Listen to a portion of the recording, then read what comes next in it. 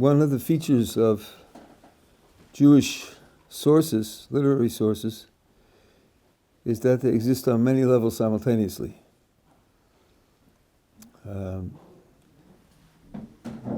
And the different levels have, I would say, different methodologies of access and different principles of interpretation. So you can have many different ideas attached to the same text, and that doesn't mean they're in competition with one another. Sometimes. Sometimes they are, but very often they're not. They complement one another. What I want to share with you tonight is found in an essay by Rabbi Dessler, where he finds a theme under the surface in Yeshivat Esther, and it's a deep, important theme of Yiddishkeit, and the way in which it appears in the book of Esther gives a certain insight into the nature of that concept.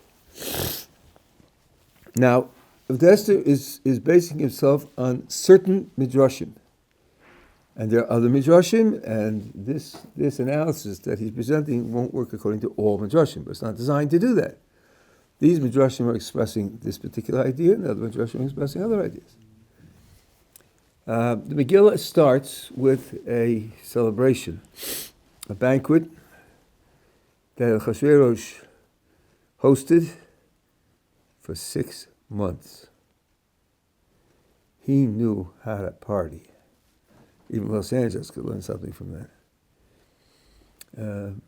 And then, at the end, there was an extra week, and he had a interaction with the queen, and the queen was deposed. That's the event in its general character. What was he celebrating? So our commentators say that this was during the Babylonian exile, and it was known that the prophets predicted the Babylonian exile will be 70 years. And there were records of what happened when the Jews left Egypt, and to the non-Jewish population, it wasn't a party. It was tremendously tragic and destructive. And so people were concerned with this 70-year exile. How is it going to end, and what implications is it going to have particularly for the kingdom that's holding the Jews captive in Babylon? And one ambiguity that they faced was, nowhere was it specified when the 70 years start. And there was a number of different candidates for the starting, which would then make the prediction of the end vary according to what you picked as a starting point. Belshazzar, who was before Achashverosh, calculated the end of the 70 years, and the Jews weren't redeemed. He was very happy, because it meant that all the worry that there's going to be redemption, and the redemption is going to take some form similar to the Exodus from Egypt with gigantic destruction, isn't going to happen. Whatever the Jewish prophets said and meant, it's just not true. It's not going to happen. So he had a celebration, a royal celebration. And one of the things that he did was he took the vessels that had been captured from the Jewish temple, which were in the storehouses of the empire, and he used them in his celebration. And that night he was assassinated. I guess it wasn't such a good idea. So they put the vessels back in the storehouses, and they considered another way of calculating 70 years, perhaps. Okay. Ahasuerus made his own calculation. And this is what he's celebrating. He's celebrating the death of Jewish prophecy, the falsity of Jewish prophecy, the absence of Jewish redemption, the solidity and stability of his empire, holding on to the Jews. There's nothing to worry about. And when, in the beginning of the first chapter, it describes the various elements of his celebration, and the phrase is used there, v'kelim mikelim shonim, and vessels of various vessels. You don't have to be a genius to figure out that's a very strange thing to say. Tell me what they were. Tell me where they came from, who created them. No, vessels of various vessels. Like which vessels aren't of various vessels? What do you mean various vessels? Why bother saying that? And if you have a good ear for music, you'll hear that the one who's reading the Megillah at that point slips from the normal melody of the Megillah Esther into the melody of Eicha, Lamentations. Because that was the Megillah's delicate way of saying that the vessels from the sanctuary, which had been in the storehouse of the Babylonian Empire, were taken out for the celebration also. So Achashverosh is celebrating the same thing that Belshazzar tried but failed to get right. Now, he made this into an international celebration. There were delegates there from 127 provinces. And his policy, which itself needs to be explained, was that each person, each ethnic group, and each national group, and each culture should be served according to its own customs. There's no compulsion. Now, if I invite you to my house for dinner, you'll eat what I serve. You don't have to like what I serve. Either politely decline or get out. This man is a king. He's an emperor. Not him. Everybody gets what he likes. Just tell me what it is you want. We'll go to the wine cellar and the whiskey cellar. We'll bring out, whatever you like. Everything according to what you want. Well, there's a problem. Shall the Jews send a delegation to this celebration or not? And there was a discussion. And one party held, how could it be that there are 127 provinces? Now, the Jews didn't have a province. They were scattered. But they were a separate ethnic group, a separate national group. Shall we not have representatives there? How's that going to look? Everybody will be there except the Jews. What are they going to say? The Jews aren't loyal. The Jews are in favor of destruction. They're plotting against the kingdom, and who knows what. Look at what we have today. So there's a group who said, we have to go. They approached Mordechai, who was very high up in the Sanhedrin at the time, and he was really the leader of the Jewish population, and they asked him, shall we or shall we not go? Mordechai said, don't go. So they said to Mordechai, why not, Mordechai? What's wrong? Tell us. Listen, Mordechai, we're just as firm as you are. What Jewish law are we going to be violating by going? The food is all kosher, and the conditions are kosher, and the men will be served by men waiters, the women will be served by women waiters. I mean, everything is planned according to the rules that we set. Why shouldn't we go? Mordechai says, I'm telling you shouldn't go. It's my judgment that you shouldn't go. Now, I'm telling you something which explains some of Mordechai's motivation. But if that's the scenario, as Mordechai saying, I'm telling you shouldn't go. What happened? They went. What was their attitude? Mordechai is lost in his academic ivory tower. He's not in touch with the people. He's not in touch with the politics. He's not in touch with the sociology and psychology. We live on the street. We know what the consequences will be. We can't afford it. We have to go. And they went. What was the consequence? What happened as a result of his going? Nothing. Nothing.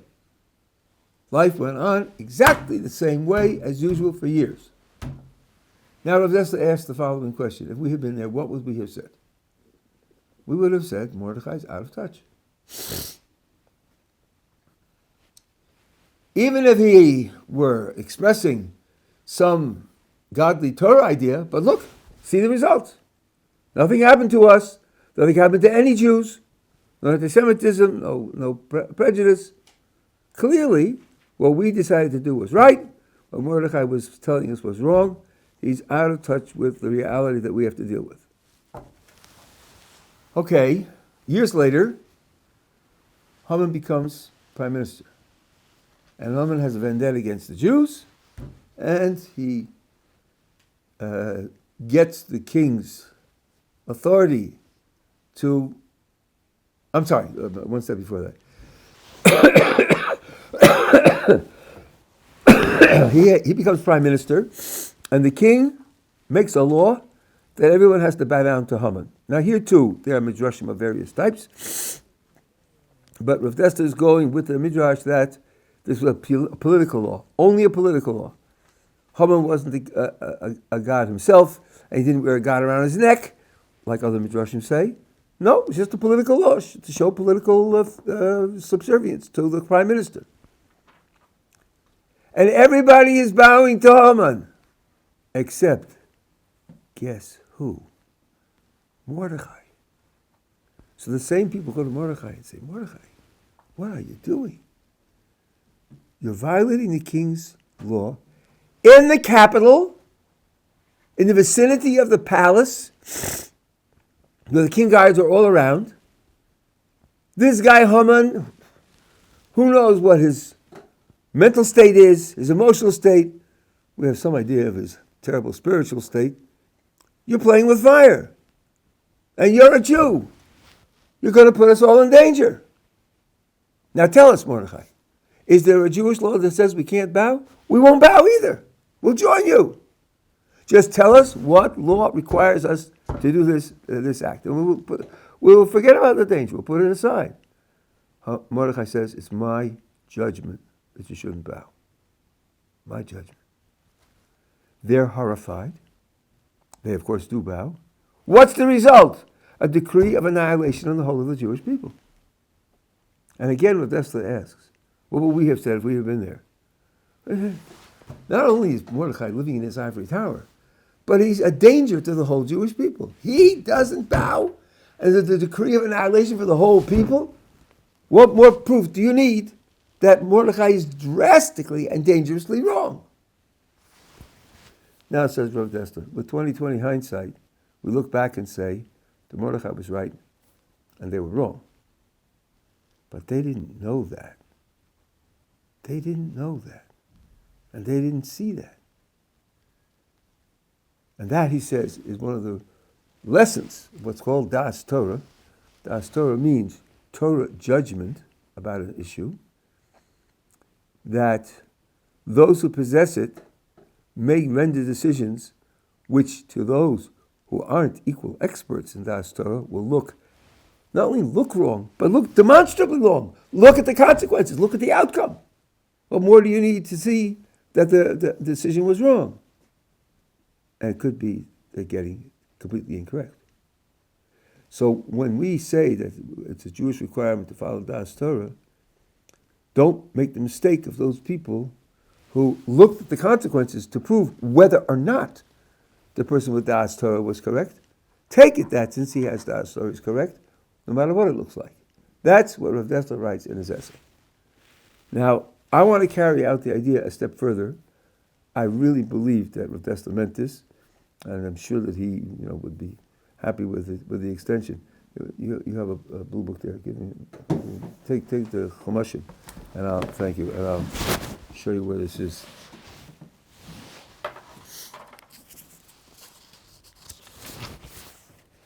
This is chapter 4 of Megillas Esther.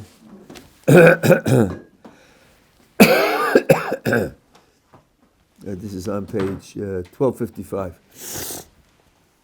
When the decree of annihilation becomes known, so Mordechai goes crying through the streets with sackcloth and ashes, and all the Jews join him, and the rumor of this, or the news of this, reaches Esther, and she wants to know what's going on. And since he's dressed in sackcloth and ashes, he can't come into the palace, not even to the gate of the palace. So she sends him a change of clothing, and he refuses to take it. So she sends her trusted messenger, Hasach, who asks Mordechai what's happening. And Mordechai says, there's been a decree of the annihilation of the Jewish people, and you, Esther, have to go into the king and beg on behalf of the Jewish people. So he brings that message back to Esther, and she says to go back to Mordechai and give him the following answer. The king is in his sanctuary. We even have archaeological picture of the palace, and it has in it a small room, with room for a throne, and otherwise very small. And the king is sitting on the throne, and he has a scepter, giant golden rod, and it could reach to the door of the room, which is exactly what the Torah says that scenario is. So she says to Mordechai, the king is in his sanctuary, and there's a law. Anybody who disturbs him should be killed unless he wants to show mercy. And I haven't been called to the king for 30 days. And she is suggesting that since the decree is signed for 11 months hence, there's plenty of time, and we can think of strategies, and maybe we can find people to bribe, and shouldn't be in a hurry. So, Mordechai sends back a message. You must go in now, and if you don't, the Jews will save by some other means. He's confident that the Jews will be saved by some other means, but you and your whole household will perish. You'll all be destroyed. So if we have extra time at the end, I'll try to go through this part of the scenario in more detail. But at any rate, that's the message that comes back to Esther, and she says, okay, I'm going to go in, but I want you and all the Jews in Shushan, the capital, to fast on my behalf 3 days and nights, 72 hours, and I will go in, and whatever happens to me happens. Now, the last verse in the chapter, verse 17, well, your helpful, friendly English translation says, Mordechai then left and did exactly as Esther had commanded him. But in the Hebrew, it says, Vayavor Mordechai. Mordechai crossed over and did according to everything that Esther commanded him. So what is he crossing over? There are commentators that say that the palace had a moat. You know what a moat is? It's a big ditch filled with water, and there was a big bridge that you could lower or raise up. That means that enemy soldiers would find it very difficult to attack the palace. He crossed over the moat and went out to the city and did what Esther told him. Maybe. It's not clear why the Megillah should have bothered to tell us that. Who cares that there was a moat that he crossed over? The Midrash says something entirely different. The Midrash says that Mordechai sent back a message to Esther. We are worried that the decree of annihilation against the Jewish people is going to cause the destruction of the Jewish people. And we have to pray to God for help. Now, what day of what month is this conversation happening on? The 13th of Nisan. You, Esther, are telling us in Shushan to fast for 72 hours. Well, let's figure that out. That's the 14th, 15th, and 16th of Nisan. The night of the 15th is the first night of Pesach. The night of Pesach is the night in which there's a mitzvah, d'oraisa, to eat matzah, with or without the temple, with or without the paschal sacrifice. There's a biblical mitzvah to eat matzah. Are you seriously suggesting, Esther, that we should fast on the night of Pesach and not do the mitzvah? We're trying to achieve recognition, divine recognition, to get mercy. And you're telling us to fast and sacrifice that mercy that we could have had by doing God's mitzvah? Now, she says, yes, that's what I'm telling you to do. And she says, if Haman is successful, who will eat matzah next year? That's what she says. So now I want to, and that's what the Medrash says. Vayavo Mordechai means he crossed over his own judgment. He crossed over his own understanding, his own analysis. He thought it would be better not to fast so they could fulfill the mitzvah of matzah. But Esther said so. Esther said so. So he accepted it against his own better judgment. And what about all the other Jews in Shushan? All the other Jews in Shushan also had their opinions, ideas, understanding, principles, priorities, values. And they accepted what Master said, even though their own inclination would be to be against it. And that was the beginning of the salvation. The beginning of salvation is when they corrected the prior two mistakes of standing in judgment of Das Torah and saying that we know better and we look at the consequences. Mordechai's lost in the ivory tower. No. Even Mordechai didn't want to accept what Esther said. The people could use Mordechai's argument against, if Mordechai changes his mind, against all of them. But they didn't. This is what Mordechai and Esther said to do, and they did it. So they were correcting that fault. And by correcting that fault, they started the process of the salvation. So the hidden message here in Megillas Esther is the idea of Das Torah. And the idea that Das Torah can often tell you that things have to be done, even though they don't fit your perception, and they're right anyway. That's the... Let me say it carefully. They can be right anyway, even though they don't fit your perception. Are we together so far? Yeah. Why is it that all the time they were saying, Mordechai's wrong, now he comes and tells them, don't eat matzah. Why all of a sudden they're going to follow him? Why don't they say, this is outrageous, now telling us not to do a mitzvah? I mean, why all of a sudden? It's a good question. I don't know. I mean, since I'm the one who's adding this extra part, I don't know what caused them to change their minds. And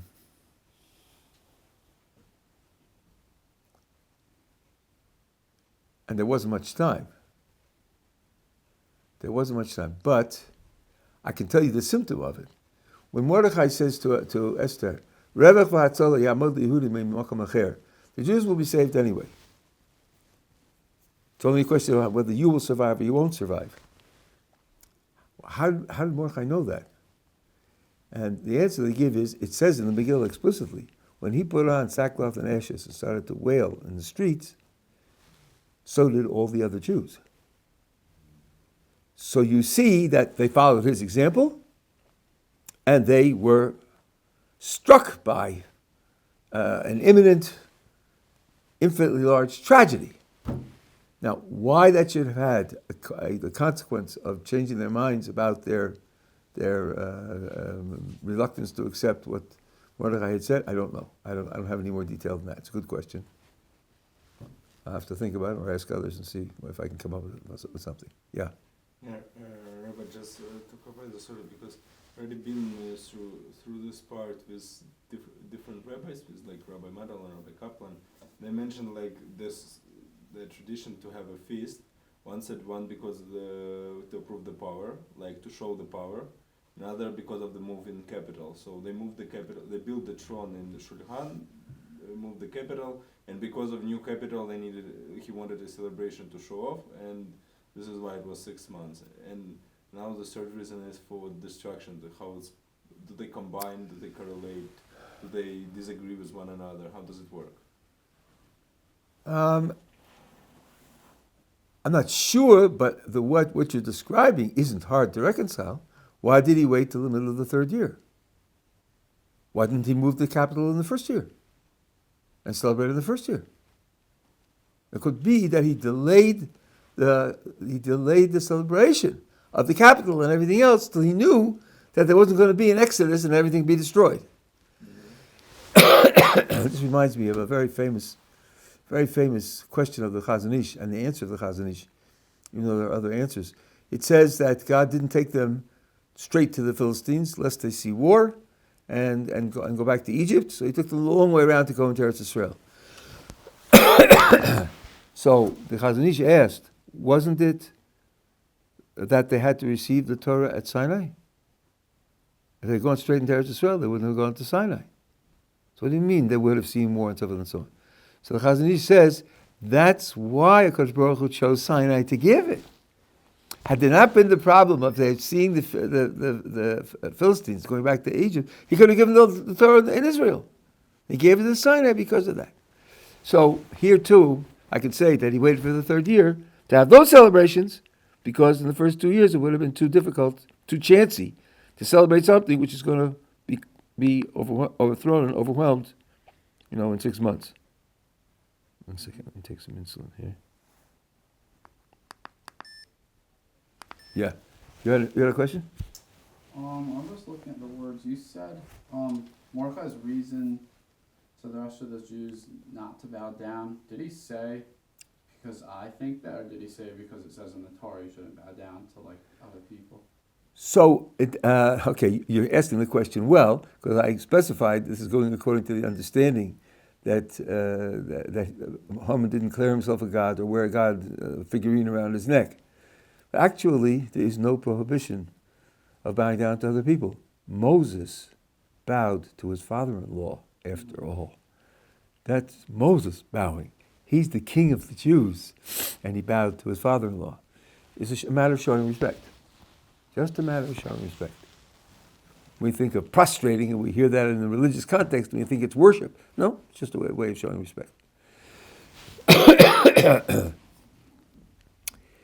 Okay, so now, the objection that's often made to this, the idea of Das Torah is, but don't the rabbis sometimes get it wrong? And the answer is, sometimes they do. Well, if sometimes they get it wrong, why should we be bound to follow them? Now, if a person weren't motivated by an overwhelming desire to eat cheeseburgers, he'd be able to see through that argument if he was 6 years old. The fact that someone is fallible doesn't mean I should disagree with him.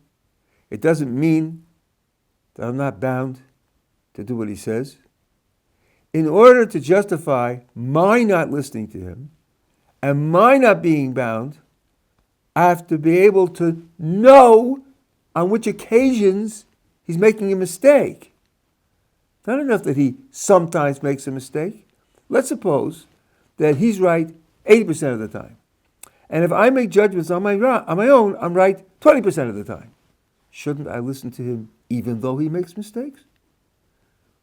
Am I not obligated to listen to him even though he makes mistakes? Only if I were a scholar equal to him, or I had specialized knowledge where I could say, this particular case is one of the 20% where he's wrong, then I could say that I don't have to listen to him. But the mere fact that he's fallible doesn't mean I don't have to listen to him. It's just nonsense. It's not logic. So even though there are times when the great authorities make mistakes, there's a pasuk, Meishiv Chachamim Achor, Kodesh Baruch Hu pushes the wise back. Rabbi Yochanan ben Zakkai bargained with the Romans when they were attacking Jerusalem, and he said, we will be willing to allow you to take Jerusalem if you give us 3 compensating factors, of which at the moment I only remember 2. One was Yavna and its scholars, and one was therapy for Reb Tzadok, who had been fasting for years, that he shouldn't die. And there was a third, I forget what it was. And there's a difference of opinion whether Rabbi Yochanan ben Zakkai was correct or incorrect. That he could have and should have dug in heels and said, no, we'll fight you to the death to hold on to Yerushalayim. So there's no question, we don't claim that the great sages are God. They're human beings, and they can make mistakes. But still, their record is, well, there's 2 things to say. Number one, well, let me back up. there's no question that what the great sages tell you to do may not have the consequences that you want. Most often, when the sages tell us what to do, they don't predict what the outcome will be. They simply say, this is what God wants you to do. You're looking for a way to avoid the war. You're looking for something to do that'll keep you alive when you're sick, or whatever it is. They tell you to do X, but unless they specifically promise you that you will survive, you may very well be doing the right thing and not survive. And everything is coming out perfectly. The fact that you don't survive doesn't prove anything. So, when it says Meshiv Chachamim Machor, that literally would happen if the Chachamim predict something and it doesn't come true. But then are prophets. Prophets have a perfect record. Chachamim don't have a perfect record. That doesn't mean that we're not responsible to follow their direction. And in the case of the details of the Megillah, reading the historical outcome is certainly not a good way to judge whether it was right or wrong. I was at a student conference in Chicago many years ago. There was a speaker there who bills himself as Orthodox. I'm sure he thinks he's Orthodox. He may very well be trying to be Orthodox, but he's desperately uninformed about Orthodox thinking, in this case philosophical thinking. And he said, we ought to thank God for the exodus from Europe to the United States, because we know from the Holocaust that the Jews who stayed in Europe were slaughtered. And it's because millions of Jews came to the United States that the Jewish people had a continuity after the Holocaust. I could have asked him about the whole Sephardi world, they're also Jews, right? And they're also part of the Torah world, right? So and they weren't slaughtered in the Holocaust. Okay, but leave that aside.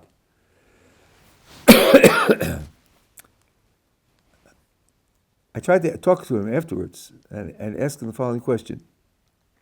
We know that the Jews who were in Europe were slaughtered in the Holocaust. But you're telling us not what did happen, you're telling us what would have happened had things occurred differently. You're telling us what would have happened. Thank you very much. You're telling us what would have happened had the Jews stayed in Europe. You don't know that. When you're studying history, you can divide the study of history into 3 levels. You can divide it into 10 levels or 14 levels or not divide it at all. This is just one way to do it, and it's for the sake of the point I'm making.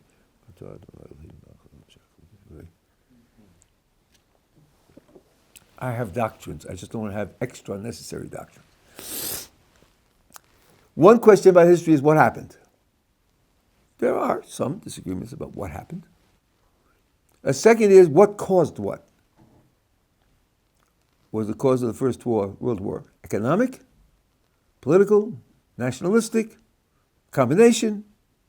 Was the War of Independence of the United States fought because of economic reasons or political reasons or a combination? That's much more controversial, much more difficult to place. Then there's a third level. Not what did happen, and not what caused what, but what would have happened had things been different. That's another step beyond the evidence that we have. To know that, you'd have to know what would be called the laws of history. For example, I have sugar in my pantry. Now let's imagine I have a fire, God forbid, and the sugar in my pantry is burned up. And I say, well, the sugar was actually burned up, but had it not burned up, and had it been put in tea, it would have made the tea sweet. How do I know that? It was never tried. It burned up. But I know what other sugar does. And I know what the molecules are like. I know what the diffusion of molecules is like. So I know how sugar behaves. That's how I can say what would have happened had things been different. With history, you can't do that. You don't have hundreds of related experiments and grading them and doing experiments at will. You don't have that in history. How do you know what would have happened had things been different? In particular, had those Jews the millions who left Europe, stayed in Europe, how do you know they would have been slaughtered in the Holocaust? In particular, if you are Orthodox and you believe in divine providence, and you believe that Hakadosh Baruch Hu is running the events of history, you'd have to be saying, I know what God would have done had they stayed in Europe. I submit to you, I said, you can't possibly know that. He couldn't hear what I was talking about. He didn't respond. His eyes were foggy. He made the point that he wanted to make American Jews feel good about their ancestors who left Europe. So, when those Jewish authorities who said, stay in Europe, when you say, well, look what happened to the Holocaust, clearly they were wrong. No, not clearly they were wrong. Maybe if all the Jews had stayed in Europe, Hitler would have been defeated in his first battles against Poland. Who says? Who says the whole of the Second World War would have gone the same way? Maybe part of the reason for the Second World War is that so many Jews abandoned Europe. You don't know anything about that. So to convict the Jewish leaders of making a mistake is not easy. But even if they would make a mistake, and as I say, what Rabbi Yochanan Zakkai did is controversial. So there are those who say that he did make a mistake. It could happen, but that doesn't mean there's any less obligation on us to follow what the leaders of the generation say should be done. So this is the subtext in the Megillah, which I think is a very important thing to take into account. It's a lesson to keep in mind. Now, chapter 4 of Megillah Esther, I want to show you, so we have a few minutes. Go back to, what was it, 6:55? No. No, it was 12:55. There is a certain interaction here between Mordechai and Esther, which I think is absolutely exquisite. No, it's 12:56. 12:56. So let's take a look at the passage in a little more detail. Esther summoned Hasak, one of the king's chamberlains, whom she had appointed to tend her, and ordered him to go to Mordechai to learn what this was about and why. So Hasak went out to Mordechai, out of the king's gate, and told Mordechai, and Mordechai told him of all that had happened to him, and sum of money that Haman had promised to pay royal treasuries for the annihilation of the Jews. He also gave him a copy of the text of the decree, which was distributed in Shushan under destruction, so that he might show it to Esther and inform her. Now, your helpful, friendly translator here softens the blow, but the literal Hebrew is commanding her, uletzavos aleha, commanding her to go to the king, to appeal to him, and to plead with him for her people.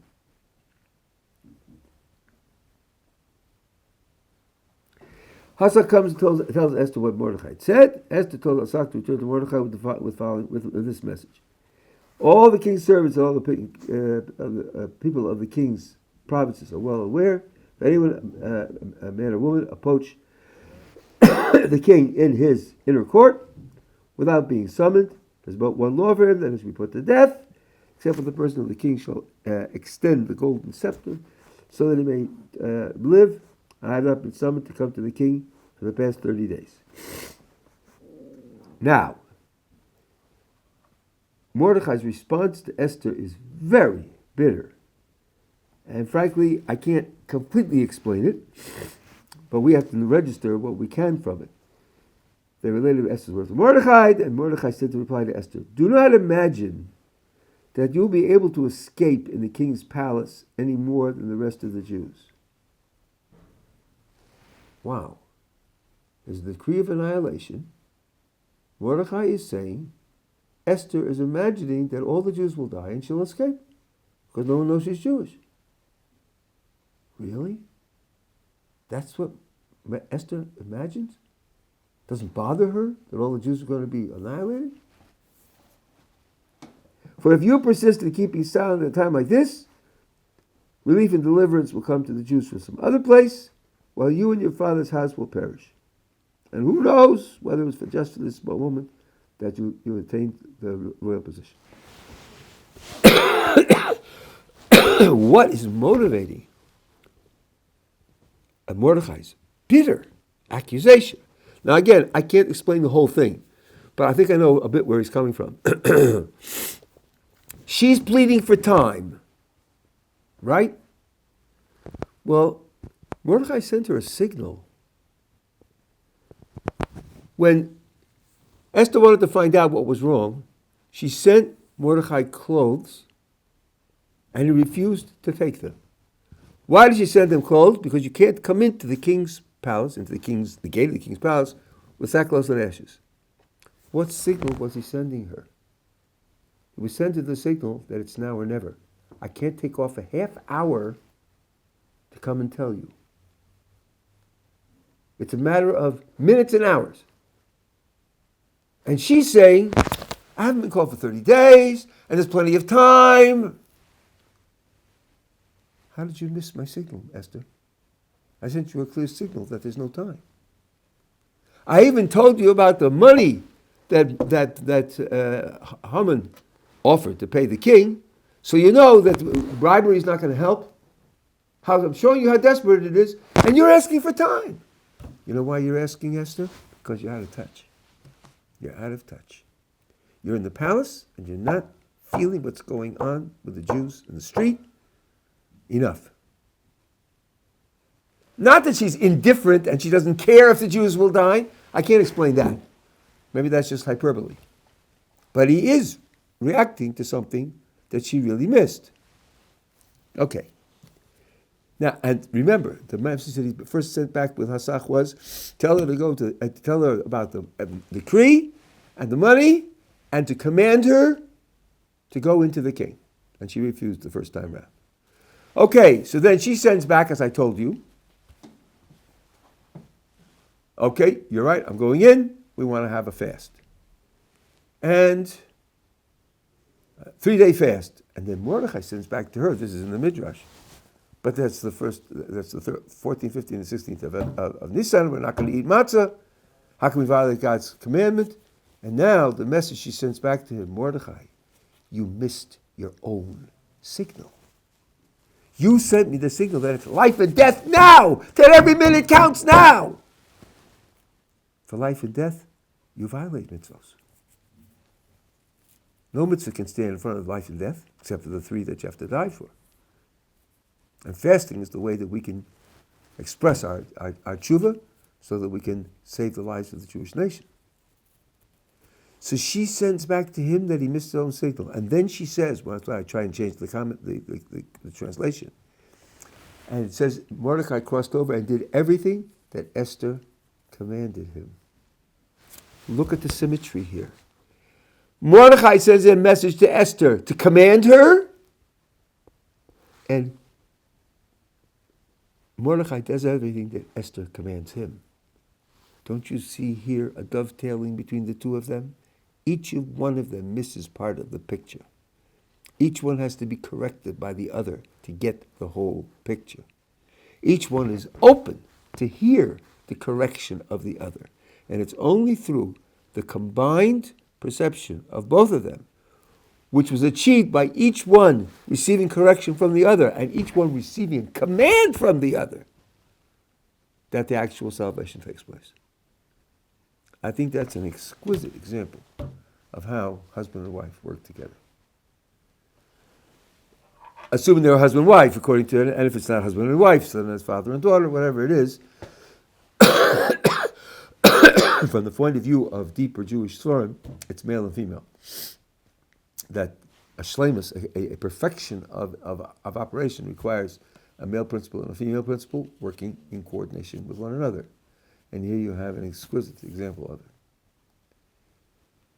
And I suppose that in talking about the Jewish leadership and the Jewish people, it's also a similar coordination of principles, that the Jewish leadership brings the correct perception of the facts and the goal and the Jewish people implement it and make it happen.